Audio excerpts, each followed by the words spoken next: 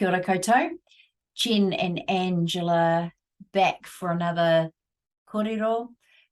This time we are talking about a really big topic, but there's a couple of key things that we would just, I guess, myth bust about.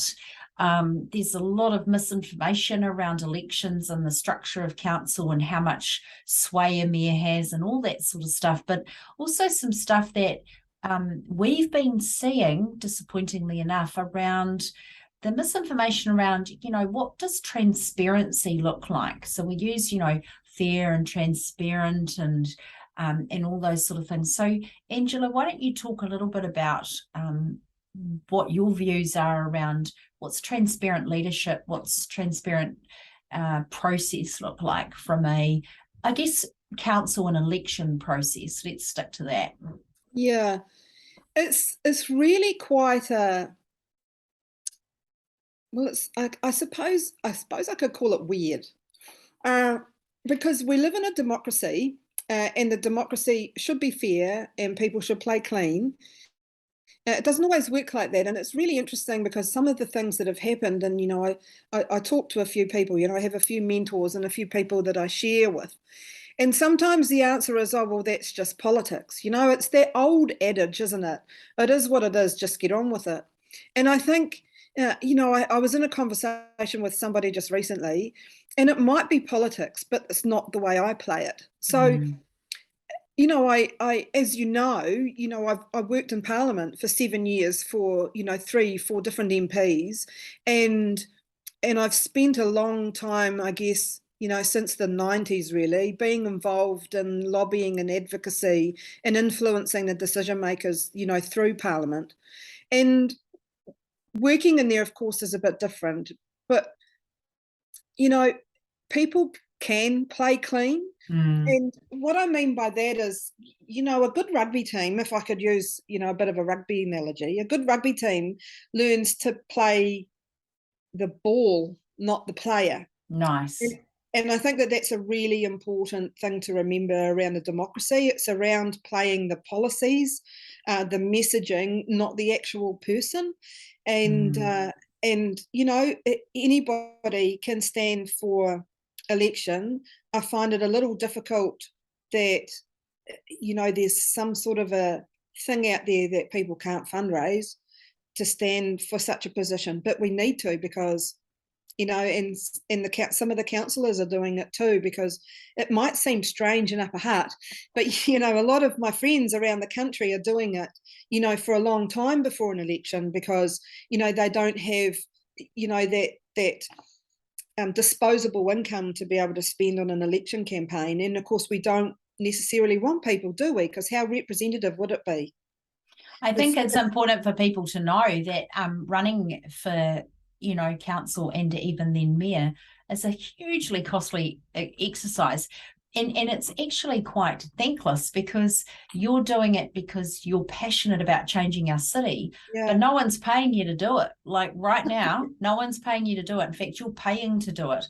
And I think that that's what people don't understand. And, those signs, because I come from a print marketing promotion background, those signs are like $100 a pop at the cheap. And I heard from another person the other day that someone's standing, their sign got completely destroyed. And I just thought, that's so disappointing. Like, I don't even know if that was an adult that did it. I really hope to God that it wasn't, because that would be super disappointing, that an adult actually thought that it was mature behavior to destroy someone's sign that they didn't actually pay for. And so it's things like that. When you talk about playing the ball, not the person, playing the policy, voting for the policy, understanding the issues in the policy and not getting personal about it. I really find that fascinating too. And find it really quite hard to swallow when I see people getting so personal and so nasty. And it's interesting, Jen, because I know that you are in the comms space as well, and and I've done a fair bit of that, and I find it interesting, the shift. So there is a shift to personality politics. There is a shift to people, and attacking people. You've only got to see how some people have treated the Prime Minister of Finland, our own Prime Minister, you know, any Prime Minister, you know, I mean, there's a certain amount of that you need to be able to take. I absolutely agree that there are some people that you do have to wear.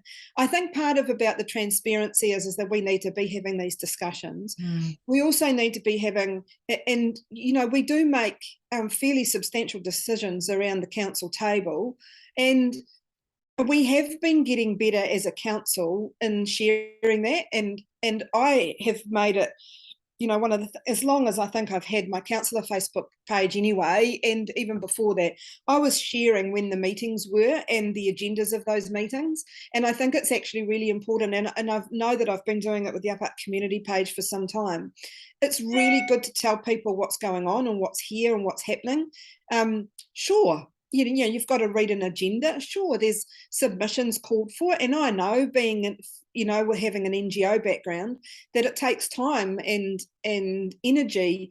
And if you're not paid to do it, it's voluntary time. You know, that's time you're not going to get back to do something that you're really passionate and about, and change you want to see. You actually have to work hard for that.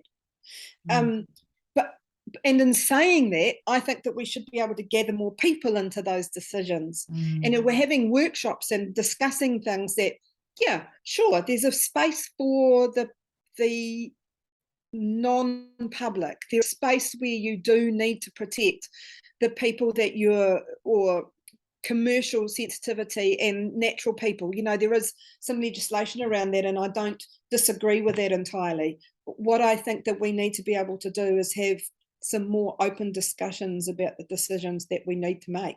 And more inclusive. That's what I like about your approach. Yeah. It's open, transparent, and inclusive.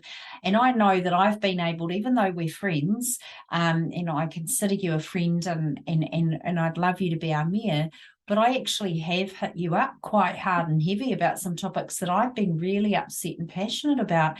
And I have to say that those discussions have always ended well. I've not always got the answer, because you don't always have the answer, but I've always felt valued, heard, and that you would take my concerns further as far as you could go. And then you would come back to me with what you had found out. And so for me, I think that's what the majority of reasonable adults want, is to know that they can have their voice heard. They might not get exactly what they want or think that they should have, but at least to have that value. So I think, you know, just to sort of wrap this segment up, just to bring it all together, is what I'm hearing you say is that, you know, a transparent process, you know, it can be actually personally quite costly. And I know that, observing what I'm observing going down all over the place now, you know, there's personal attacks, there's nastiness. I mean, you know, our own Prime Minister makes one policy that someone doesn't like, and suddenly she's called all the names under the sun. I mean, I just think that's unnecessary. You don't have to like a policy, and it can even upset you and upset your life, but you still don't have to attack, you know, personally and tear that person down. So I think that, you know, but you are running a transparent process. And one of the things that you're doing, which we'll finish up by saying, is that those conversation hubs. Oh, yes. Yeah. So I think that I do want to share about why I thought about, you know, having a caravan and going out into the community. I really do want to engage, and I really do want to hear what people are thinking, and I'm doing it at 3 different levels. I want to hear what you like about Upper Hutt, because it's a great little place to live in. As you know, like, I'm really passionate about living here, but I also like to hear why other people like it. You know, there are other reasons out there, you know, that I hadn't considered. And there's also the other 2 thoughts that I like to hear from people are, what are their thoughts on what they would want to see in Upper Hutt that's not here that they would like to see, or some behaviours that they'd like to see that aren't here. And the other one is the things that they don't like, that they would like to see change in, because, you know, I'm a bit of a change maker, and I want to be able to make that change. But also because part of the tool, one of the tools that politicians have in being able to gauge and get to know their community is through door knocking. Mm. And I'm physically not able to do that. So, because, you know, I can't walk for miles, and I do have a physical disability, or a mobility disability, some people, I guess, might call it. So my way of engaging with the community is to go into the community with a cup of tea and not scones, haven't had scones yet, but a cup of tea in a caravan. And so I hope that for those of you who are interested, you know, keep an eye out on my Facebook page or in your letterboxes, because I'm doing little flyers about when I might be in your area, and pop in for a cup of tea and a chat. Get to know me, and I get to know you and what's happening in your life. Yeah, and that's what I admire you for, because that's a vulnerable place to put yourself. But you're for real, you know, people can turn up and they can share those 3 thoughts with you, and you're very open to that. There's post-it notes, you can write them down. I love that idea. So, you know, I encourage you, you know, don't sit back and not vote because you don't know who to vote for, because there's a lot of people running. Don't just vote for who you've always voted for because you know you're afraid of change, or because you don't know enough.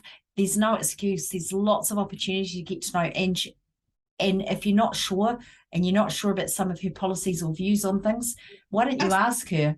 Absolutely ask her, and let's not make assumptions, because that's the thing. I had someone approached me the other day and said, oh, Angela's about this and that and the other, and I went, no, she's not. And you've had that happen where someone said your friend said this, and you're like, that person's not my friend. So it's like, you know, people gossip and hear stuff. Part's great for that. And so if you're hearing gossip, this is what we wanted to say to you today, is if you're hearing gossip and you hear stuff that's perhaps not so nice about Angela or what she's standing for, but you've heard that not from her, I'd recommend you get along to one of her hubs, either online or in the caravan, or even just send her a message. Her contact details are all over the place.